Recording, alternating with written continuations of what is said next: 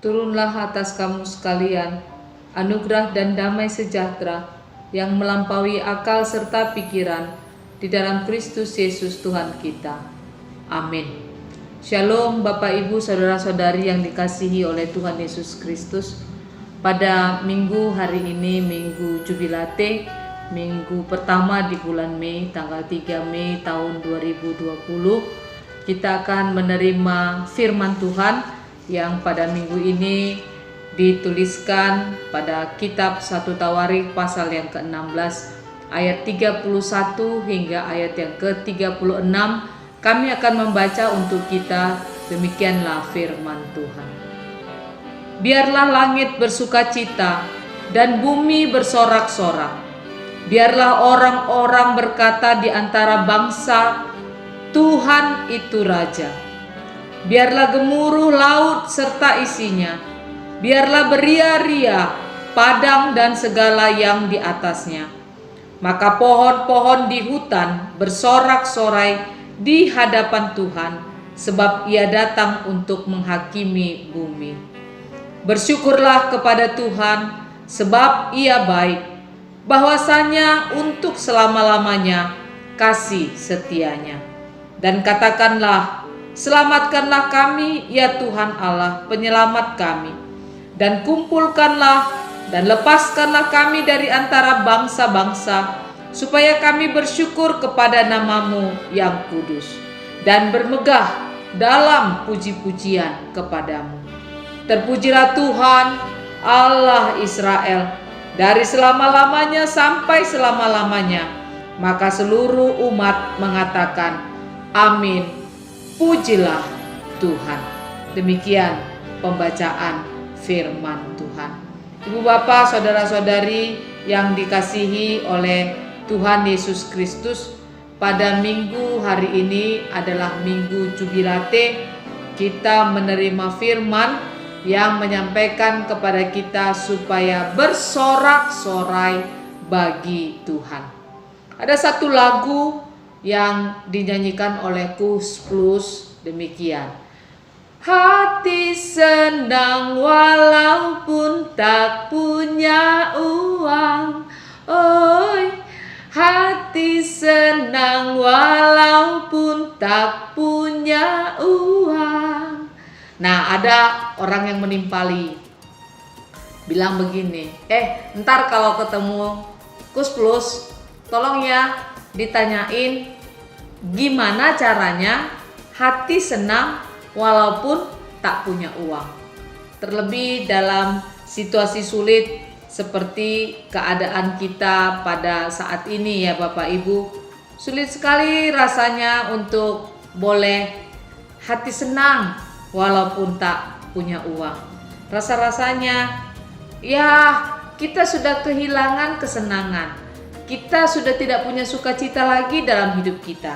Karena apa? Karena wabah corona ini membuat kita tidak bisa bergerak bebas. Kita harus tetap tinggal di rumah. Semua kegiatan aktivitas kita itu kita kerjakan dari rumah. Padahal ya namanya pun sudah terbatas. Kegiatan dikerjakan di rumah atau dari rumah. Tentu saja itu membuat yang lain-lainnya juga menjadi terbatas, terutama income kita, penerimaan kita. Dan pengeluaran tetap saja berjalan normal seperti biasanya. Nah, ada seorang yang bernama Charles Swindoll, dia bilang begini, ada 3 hal yang membuat kita itu bisa tidak bersukacita. Dan kita membiarkan ada 3 hal yang mencuri sukacita kita. Apa saja itu? Yang pertama, kekhawatiran. Yang kedua, tekanan batin. Yang ketiga, ketakutan. Nah, zaman sekarang ini di situasi yang sulit seperti wabah corona ini ya Bapak Ibu, kita rindu kawan-kawan, kita rindu beribadah di gereja, kita tidak bisa mengunjungi keluarga, kita tidak bisa melakukan aktivitas kita seperti biasanya. Itu membuat kita membiarkan iblis mencuri sukacita kita. Nah, kekhawatiran misalnya, ya itu adalah kegelisahan yang berlebihan akan sesuatu hal yang mungkin terjadi atau mungkin juga tidak terjadi, tapi biasanya itu tidak terjadi. Tetapi manakala kita biarkan kekhawatiran itu menyelubungi hidup kita, maka tentu saja sukacita kita sudah diambil dari kita, sudah dicuri dari kita. Demikian juga dengan tekanan batin, Bapak Ibu. Itu adalah tegangan yang berlebihan terhadap situasi yang tidak dapat kita rubah atau tidak dapat kita kontrol. Karena memang banyak hal di dunia ini, banyak keadaan yang tidak bisa kita kontrol kedatangannya atau kehadirannya di dalam kehidupan kita. Tapi oleh karena kita mengandalkan diri kita sendiri, akibatnya kita tidak membiarkan Allah berkuasa di dalam kehidupan kita, dan tekanan batin itu membuat sukacita kita hilang. Ibu Bapak, mari firman Tuhan hari ini mengingatkan kita bahwa Allah mampu mengubahkan bahkan segala situasi, segala keadaan-keadaan yang menurut logika kita tidak mungkin berubah. Allah mampu mengubahkannya bagi kita. Ya, seperti keadaan kita dalam situasi wabah corona ini. Dulu rasanya nggak pernah kepikiran kita, anak-anak atau kita bisa harus beribadah di rumah saja. Anak-anak belajar dari rumah saja dan menerima pelajarannya dari Bapak Ibu guru di sekolahnya atau mungkin dari rumahnya juga. Dulu itu tidak pernah terbayangkan oleh kita, tetapi ternyata itu terjadi. Nah, apakah kita percaya juga bahwa keadaan sekarang ini juga akan dapat diubahkan oleh Tuhan? Kita percaya bahwa badai ini pasti akan berlalu, wabah ini juga akan selesai, dan kita akan kembali lagi dapat beraktivitas seperti sedia kalanya. Maka kita tidak boleh membiarkan iblis mencuri sukacita kita dan membuat kita tertekan batin. Sebab apa? Sebab Allah mampu, bahkan lebih dari mampu. Allah berkuasa untuk mengubahkan semua itu. Yang ketiga, ketakutan, yaitu kecemasan yang sangat terhadap bahaya, terhadap kejahatan atau penderitaan. Biasanya sih memang ketakutan kita itu malahan memperbesar masalah. Karena apa? Karena ketakutan-ketakutan itu mendatangkan masalah. Ya, sedikit-dikitnya masalah bagi jantung kita, Bapak Ibu. Nah, tadinya kita nggak punya penyakit jantung, tapi karena kita membiarkan diri kita dicuri sukacita kita dan kita ketakutan dalam sesuatu hal yang bisa saja itu tidak akan terjadi dalam kehidupan kita, ya. Tetapi karena kita sudah ketakutan, maka sukacita kita menjadi hilang. Ibu Bapak, itu yang dikatakan oleh Charles Swindoll tentang bagaimana sukacita kita bisa dicuri dari kita, bisa hilang dari kehidupan kita. Hari ini Tuhan memanggil kita untuk berjubilate. Berjubilate, sorak-sorak bagi Allah. Hai seluruh bumi, bukan hanya manusia yang bersorak-sorak, tapi juga semua yang diciptakan oleh Allah. Gunung, lautan, daratan, tumbuh-tumbuhan, hewan, semua yang diciptakan oleh Allah, bulan, bintang, matahari, dan semua semesta ini pada minggu jubilate dipanggil Tuhan untuk bersorak-sorak. Kenapa kita bersorak-sorak? Sebab Allah hadir dalam kehidupan kita. Sebab Allah telah menyelesaikan semua masalah kita dan Allah memberikan keselamatan. Itu yang Tuhan mau katakan kepada kita pada minggu jubilate ini. Kita diundang, kita dipanggil untuk bersorak-sorak bagi Allah, dan sorak-sorai itu akan memenuhi seluruh bumi. Ibu Bapak, bagaimana kita menggambarkan sukacita oleh karena kehadiran Allah? Ada seorang anak, ya, ini anak masih kecil, dia menerima hadiah dari ayahnya. Nah, dia sangat senang karena karena ayahnya memberikan hadiah, bermain dengannya, belajar bersama-sama dengan dia, dan mereka menikmati waktu kebersamaan itu. Nah, dengan berjalannya waktu, suatu ketika ayahnya meninggal dunia. Apakah anak ini masih tetap bersukacita? Tentu saja tidak. Meskipun hadiah yang diberikan oleh ayahnya itu masih tetap ada pada si anak, tetapi anak ini tidak bersukacita. Karena apa? Karena sukacitanya itu terletak kepada kehadiran ayah dan bukan pada hadiah. Itu yang membuat dia tidak bersukacita. Demikian juga lah dengan hidup kita ini. Hidup kita ini bisa bersukacita bukan karena saya punya ini, saya punya itu, dan kita menganggap itu adalah pemberian Allah.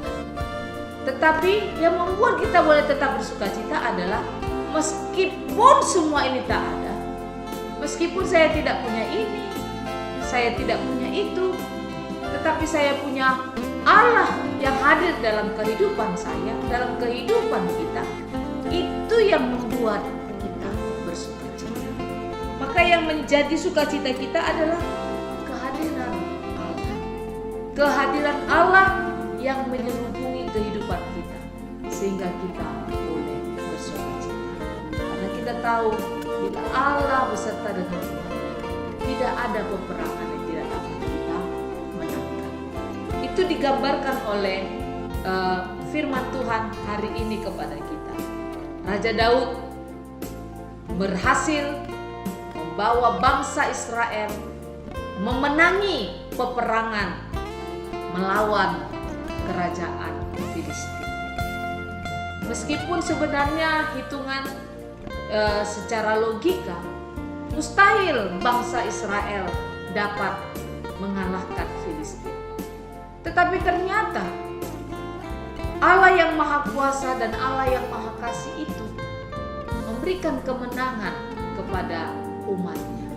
Kemustahilan terjadi oleh karena anugerah Allah.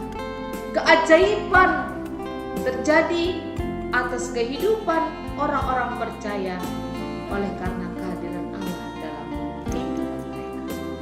Maka ketika bangsa Israel berhasil memenangi peperangan melawan kerajaan Filistin itu, mereka juga berhasil membawa pulang tabut perjanjian. Nah, Ibu Bapak, kenapa bangsa Israel begitu bersukacita, bersorak-sorai membawa pulang tabut perjanjian dari kuasa orang Filistin? Kembali lagi tabut perjanjian itu di tengah-tengah kehidupan umat Allah. Ibu Bapak, tabut perjanjian Allah adalah lambang kehadiran Allah, tanda kehadiran Allah di dalam kehidupan umat Israel. Jadi ketika bangsa Israel itu mengusung tabut perjanjian, banyak sekali terjadi keajaiban-keajaiban. Setiap kali mereka mengusung tabut perjanjian, melawan siapapun mereka berperang, pasti mereka menang. Pernah suatu ketika mereka mengusung tabut perjanjian dan harus melintasi sungai Yordan terbelah. Pernah suatu ketika mereka mengusung tabut perjanjian, mereka melihat tembok Jeriko pun diruntuhkan. Maka mereka melihat bahwa tabut perjanjian itu sebagai lambang kehadiran Tuhan. Tidak ada peperangan yang tidak bisa mereka menangkan kalau Allah hadir di tengah-tengah umatnya. Kalau tabut perjanjian itu ada di antara mereka. Nah, Ibu Bapak, apa rupanya isi tabut perjanjian?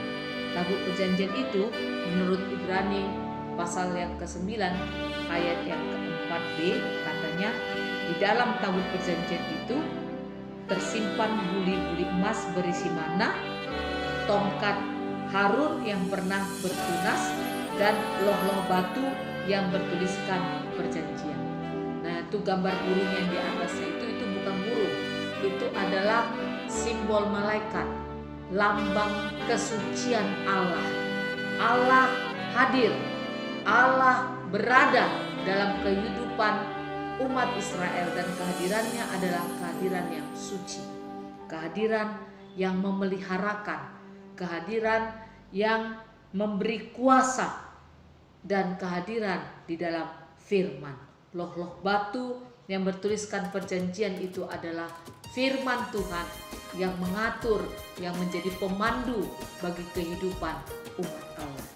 Nah, tabut perjanjian itu adalah lambang kehadiran Allah. Sekarang yang menjadi pertanyaan,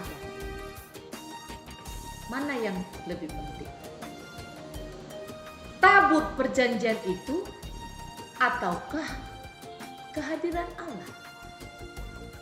Sama seperti si anak tadi. Anak tadi menerima hadiah dari ayahnya, tapi kemudian ayahnya meninggal dunia. Mana yang lebih penting bagi si anak? Hadiah itu atau kehadiran ayahnya? Bangsa Israel sangat mencintai Tuhan Allah di dalam kehidupan mereka. Kesalehan umat Israel itu terlihat dalam kesetiaan mereka beribadah, kesetiaan mereka menyampaikan korban, kesetiaan mereka untuk melakukan ritual-ritual agama. Nah, menjadi pertanyaan juga bagi kita, mana yang lebih penting? Ritual agama, kesalehan yang ditunjukkan melalui kehidupan beragama, atau kehidupan kehadiran Allah yang ditunjukkan dalam kehidupan sehari-hari? Karena semuanya itu bisa saja menjadi casing bagi kita.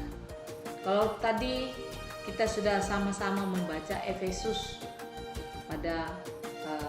membaca epistel pada minggu hari ini yang dituliskan dari kitab Efesus pasal 5 ayat 15 hingga ayat yang ke-21. Di situ dikatakan tentang apa yang diinginkan Tuhan, supaya kita layak bersorak-sorai bagi nama. Kami meringkasnya demikian. Efesus pasal 5 ayat 15 sampai 21 dikatakan, yang pertama, mengusahakan untuk mengerti kehendak Tuhan dan hidup. Kedua, menjauhi kemabukan dan hawa nafsu. Yang ketiga, penuhi hidup dengan Roh Kudus. Yang keempat, mengatakan kebenaran dan hikmat kepada sesama. Berikutnya, bernyanyi, memuji Tuhan dengan tulus serta penuh sukacita. Berikutnya, bersyukur senantiasa dalam segala situasi dan hidup dalam kerendahan hati. Itu dikatakan oleh epistel kepada kita. Dan bagaimana kita dimampukan untuk bersukacita seperti yang Tuhan kehendaki dalam kehidupan kita ini adalah dengan melakukan firman-Nya. Bahwa sukacita kita itu bukan karena hadiah atau pemberian atau karena saya punya ini dan itu.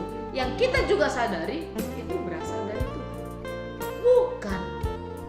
Kehadiran Allah itu nyata dalam kehidupan kita ketika kita dalam kehidupan kita sehari-hari tetap menyatakan, tetap memproklamasikan melalui sikap hidup kita bahwa kita adalah anak-anak, bahwa kita adalah orang-orang yang telah ditebus oleh Yesus Kristus di kayu salib, bahwa kita adalah orang-orang yang telah diselamatkan, bahwa kita adalah orang-orang yang telah dimerdekakan dari perbudakan dosa.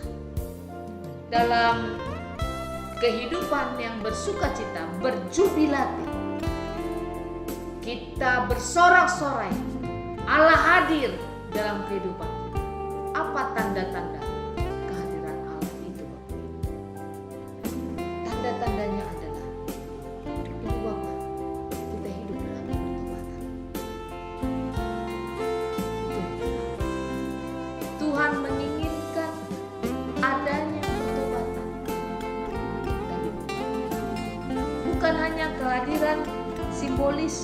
melalui tabut perjanjian. Tuhan menginginkan pertobatan dari kehidupan kita. Bukan hanya soal kita rajin ke gereja, rajin ke kebaktian, hatanyangan, PA dan segala macam. Bukan hanya sekedar ritual beribadah dan beragama. Casing kita bisa saja menjelaskan atau menceritakan bahwa kita orang biasa. Tetapi tidak ada pertobatan, tidak ada kehidupan yang baru di dalam kehidupan kita ini. Maka sesungguhnya belum ada tanda-tanda kehadiran Tuhan di dalam kehidupan. Dalam 1 Samuel pasal 7 ayat yang ketiga dikatakan bahwa pertobatan sejati adalah berbalik kepada Tuhan. Berbalik berarti menjauhi segala sesuatu yang membuat kita jauh dari Tuhan. Cinta uang, hawa nafsu, keserakahan, kebencian kepada orang lain, ambisi pribadi yang egois. Pertobatan membuat kita berbalik dari semua jalan itu dan meninggalkan semua itu. Dan tidak ada pertobatan sejati tanpa berbalik kepada Tuhan. Dan itulah sesungguhnya tanda-tanda kehadiran Tuhan di dalam kehidupan umat. Ibu bapak serta saudara-saudari yang dikasihi oleh Tuhan Yesus, tentu saja hidup kita ini hidup yang bertobat, hidup yang berbalik kepada Tuhan, bukan salah. Jalan yang kita jalani adalah jalan yang benar, jalan yang curam, jalan yang terjal. Kadang-kadang kita bingung apa ujung dari perjalanan ini. Banyak situasi-situasi yang kadang-kadang membuat kita tidak bisa berjalan dengan benar seperti yang Tuhan kehendaki. Tetapi hari ini Tuhan memanggil kita untuk menyadari kehadiran Tuhan di dalam hidup kita. Hidup yang berkenan kepada Dia. Mazmur 5 ayat 12 mengatakan demikian. Tetapi semua orang yang berlindung padamu akan bersukacita. Mereka akan bersorak-sorai selama-lamanya. Karena Engkau menaungi mereka dan karena Engkau akan bersukaria orang-orang yang mengasihi nama-Mu. Kita akan menghadapi masalah rintangan. Kita mungkin akan bertemu dengan orang yang membenci kita, atau kita akan bertemu dengan orang yang berburuk sangka kepada kita, atau mungkin kita bertemu dengan orang-orang yang tidak sesuai dengan harapan kita. Kita bertemu dengan orang-orang yang selalu berbeda pendapat dengan kita. Macam-macam yang kita hadapi. Atau jangan-jangan itu masalah kita juga. Kita yang negative thinking, kita yang selalu berpandangan buruk, berpikiran buruk terhadap orang lain. Kita menjadi orang yang suka menghakimi. Kita menjadi orang yang egois. Kita menjadi orang yang serakah dan hanya memikirkan diri sendiri. Tuhan katakan, ingat, tanda-tanda kehadiran Tuhan itu adalah ketika orang hidup dan berbalik dari semua hal-hal yang tidak menyenangkan hati Tuhan itu, balik kepada kehidupan yang berkenan kepada Tuhan. Dan setiap kita yang berlindung kepadanya, kita akan bersukacita. Seperti kata firman Tuhan dari Mazmur 5 ayat 2. Dan bukan saja kita bisa bersukacita, bumi pun, semesta ini pun bisa turut bersukacita bersama-sama dengan kita. Nah, ibu bapak yang dikasihi oleh Tuhan Yesus, hari ini kita kembali kepada satu andai kita masuk ke ruang isolasi karena corona. Kita baru sadar bahwa kesehatan itu sangat penting. Jadi tak peduli seberapa baik atau buruk hidup yang sedang kita jalani, bangunlah setiap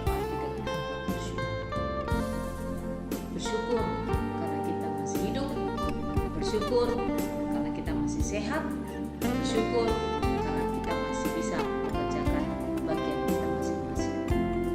Hidup ini adalah anugerah. Setiap hari Tuhan sedang menyatakan cinta kasih-Nya kepada kita. Maka pujilah Tuhan, bersorak-sorai. Jangan biarkan hidupmu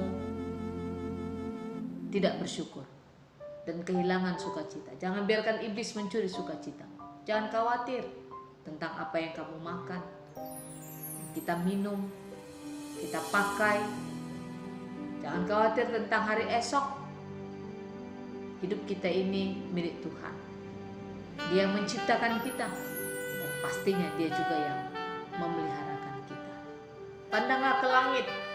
Burung-burung di udara tidak pernah bekerja, tetapi dia mendapatkan makanannya. Bunga-bunga di padang tidak pernah menenun apa yang dikenakan, tetapi keindahannya lebih daripada jubah Raja Salomon. Bersyukurlah, bersorak-sorailah, pujilah nama Tuhan, sebab Dia baik. Hari ini dan sampai selama-lamanya Dia baik. Dia peliharakan jasmani, dan Dia juga peliharakan rohani kita. Tubuh, roh, dan jiwa kita ada dalam kuasa-Nya. Biarlah kasih Tuhan boleh tetap menyertai Bapak Ibu Saudara sekalian. Tuhan Yesus memberkati kehidupan kita sekarang dan sampai selama-lamanya. Amin. Terima kasih Tuhan Yesus untuk firman Tuhan yang kami terima pada hari ini. Teguhkan hati kami untuk terus berjubilate, bersorak-sorai bagi nama Tuhan. Kami turut serta membawa bumi serta segala isi, bahkan semesta turut bersorak-sorai bersama-sama dengan umat Tuhan. Hadirlah Tuhan dalam kehidupan kami sekarang dan selama-lamanya dalam kaum kami. Di dalam nama Tuhan Yesus Kristus yang berkuasa dan berkasih kami berdoa. Amin.